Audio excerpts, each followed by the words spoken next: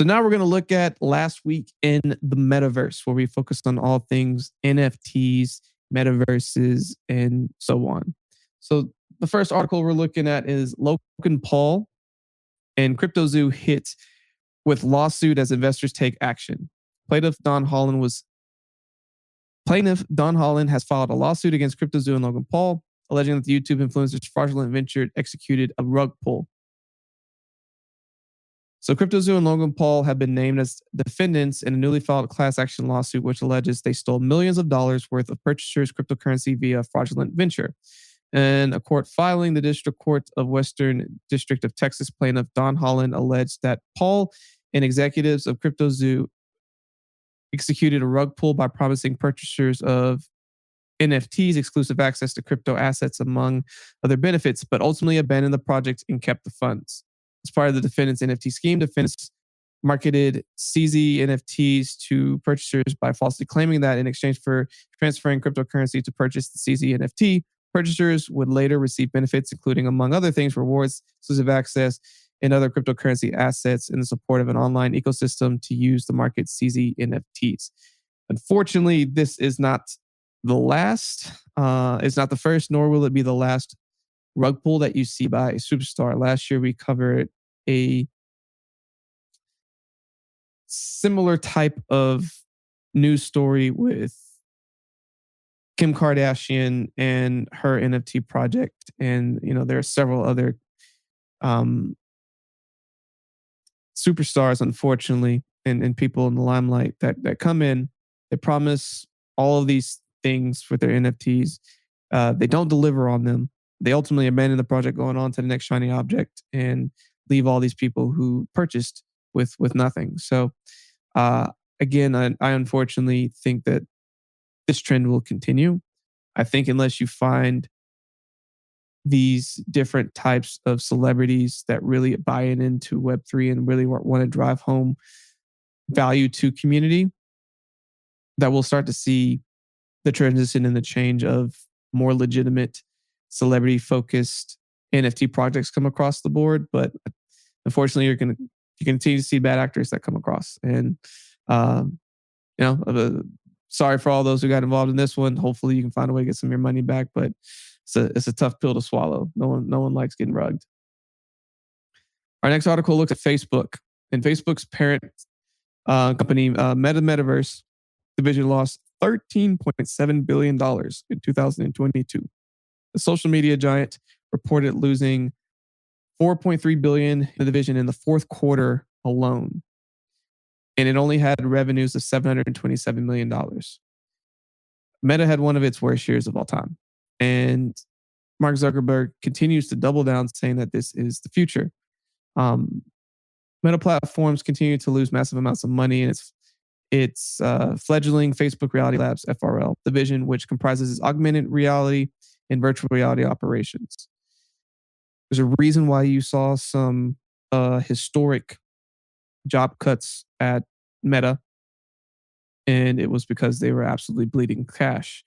And by doing that, you actually saw a surge. You saw some price action happen that went positive for Meta to begin the year, as well as some of these other things. Now, it's just a lot of corporate actions that have had an effect on what's happening in 2023. But looking back at 2022, the NASDAQ, a lot of these tech companies got crushed, got absolutely destroyed, and crypto did as well. There's been a lot of correlations between the NASDAQ and the regular crypto markets. And I think we'll continue to see that kind of separate into the future, hopefully. But right now, they're pretty closely correlated. And so that's why, as you're seeing a recent pump in the crypto markets, you're also seeing that happen in the NASDAQ. So getting back to Meta, though, Meta is staying bullish on the future of virtual reality and augmented reality. And having enough experience with it myself, I see why they're planning on this being in the future, because there's going to be a lot of time spent in virtual reality. I don't know if anyone here who's listening has ever tried Oculus.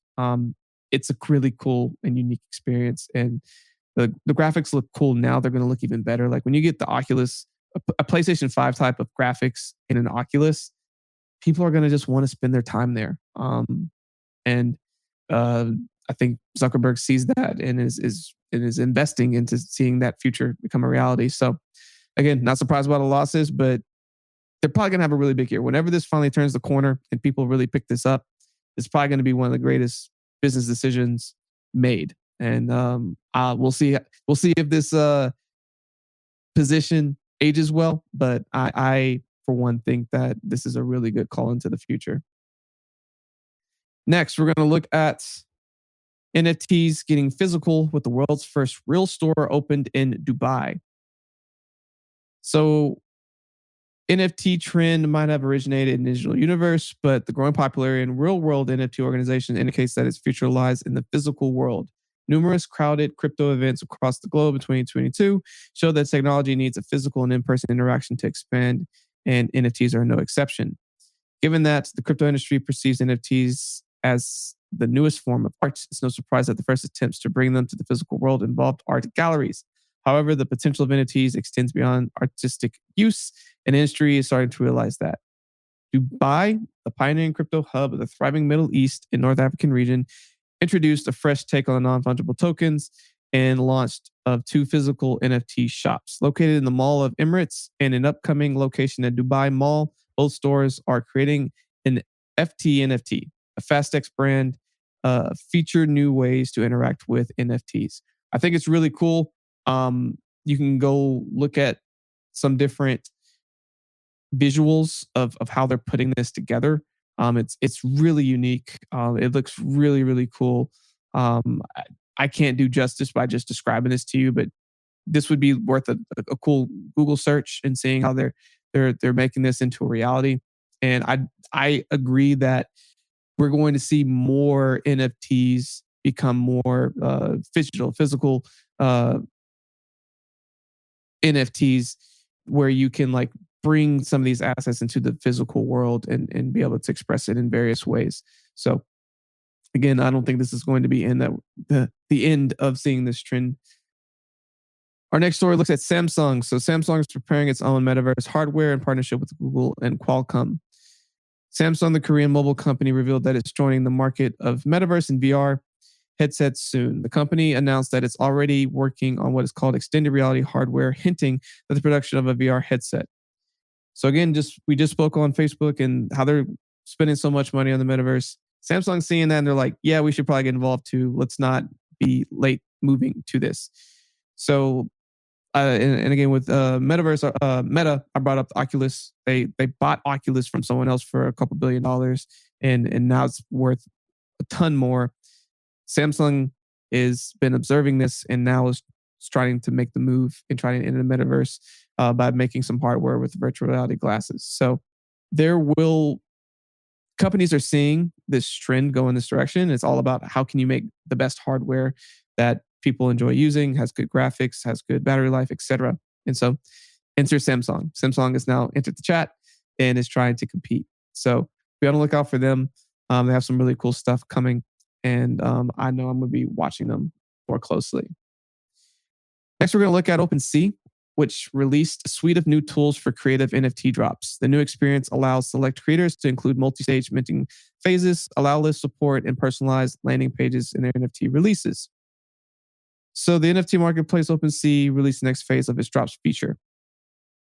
In a series of tweets, OpenSea said that the first version of drops offered an immersive experience to select partners that launched their collection on its platform. Over the past few months, they worked closely with 20 amazing teams to build best-in-class drops experience that includes features like multi-stage minting phases, allow list support, and rich storytelling elements. So what this tells me is that looking at all of the different types of projects that launched in a lot of different ways, typically they launched on their native website, and then the secondary market, you could go on OpenSea and then purchase that. They want to allow, instead of you creating your own website, going in and building out these really elaborate code to get this going, they're trying to bring it straight to you. It's like, hey, you can skip all those steps, do it straight on our platform. We're going to make it a really great experience for you and for your team. So OpenSea is trying to become the monopoly of all phases of the NFT process. And I don't blame them. And I think they're really starting to make the threshold even greater as they add more and more robust and rich features like this. So I think this is a really good step in the right direction, and we'll keep tracking how, once this is launched, what the success is with builders coming over to OpenSea to launch their Mint projects. We're looking next at Sandbox's sands surging 90% since the start of the year ahead of its token unlock. The token unlock scheduled for mid-February will release about 12% of the token's supply. So Sandbox token is again, the utility token for the Sandbox ecosystem is the basis for transactions and interactions on its platform. Its price has already gone up by 90% since the start of the year, and is now trading around 74 cents. What's interesting about this, usually when you have token releases coming up, you see a decrease, but you're seeing the inverse here. And I think that's because if you look across the entire landscape of metaverses, you're seeing metaverses starting to be breathed back some air of electricity and excitement. Sandbox is one of the premier metaverses that are out there. And I think you're going to see more and more people get involved in their ecosystem. So again, one that's having a really big rally right now, one to keep an eye out on, and wanted to get that on your radar. But our final story is looking at eBay. eBay wants NFTs to connect fans with sports stars. So the company is working with Notable Live to bring limited edition NFTs and player merchandise to its platform.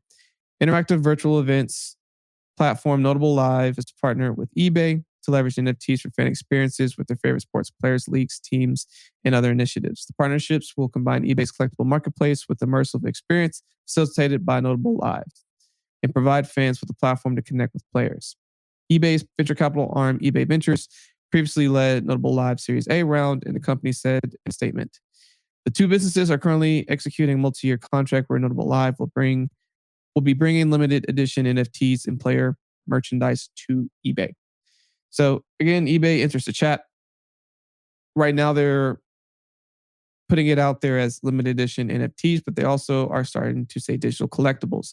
I think that as an entire market, you're going to see digital collectibles become more of the thing as it connects more with the Web 2.0 world. And as the term NFT becomes less and less sexy. So eBay is trying to now become a competitor in the space. They've seen how Topshop has done pretty well. And they're trying to say, okay, well, what can we do to try to get into that type of sports memorabilia opportunity? And this is a first stab that looks like they're doing this. And, what better way than to use one of your portfolio companies that you've invested in to help launch this type of initiative. So it's very synergistic, makes a lot of sense, and a story that I am going to continue to watch. So that is going to wrap it for today. I hope you enjoyed this week's Aftershock and looking at last week in the metaverse. Plenty of stories that came across, a lot of really interesting ones. I think that we're starting to see more excitement build. But in bear markets is when you see the builders come out and they start building really extensively. And I think that on the other end of it, you've seen people who've been building for the last 6 to 12 months, and they're ready to now bring these products to the world. I think Q1, Q2 is going to be really exciting with a lot of these newer projects that are going to be looking to launch. And I think as bullish momentum continues to come into the space, we will have more moments of excitement like this. So again, thank you all for coming and listening in. If you liked what you saw today, please make sure you subscribe. Please make sure you leave a like, leave some comments on some stories you like. If there's something in there that you didn't like or thought I needed correcting, feel free to share that with me too. I'm always down for some feedback. For all those listening to the podcast, thank you for tuning in. And if you haven't checked us out over on YouTube yet, make sure you go over there and check us out there too. But as always, hope everyone continues to stay cryptocurrent. Thank you for joining us for another episode of Cryptocurrent. Cryptocurrent is a cryptocurrency and blockchain education platform that's bridging the gap between the curious newcomers who are just discovering the space and the thought leaders who are shaping its future.